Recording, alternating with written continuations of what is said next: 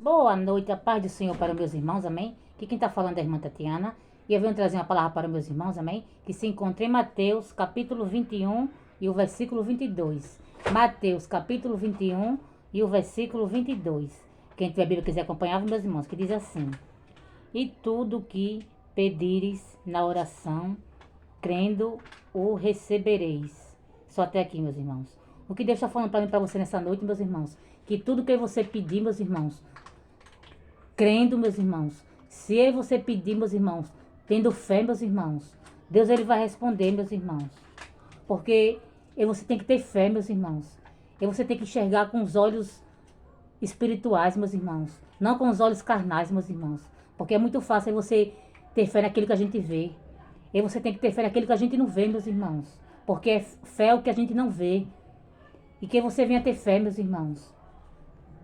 Porque Deus, meus irmãos, ele vai dar o que você está pedindo, meus irmãos. Mas para isso você tem que ter fé, meus irmãos. Porque ele está falando aqui na palavra dele. E tudo que pedires em oração, crendo, ele vai dar.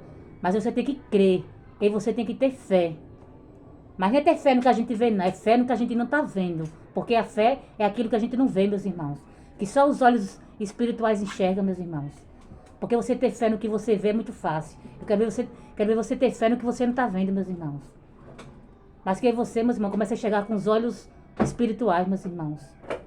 E que você venha ter fé, meus irmãos. E venha crer.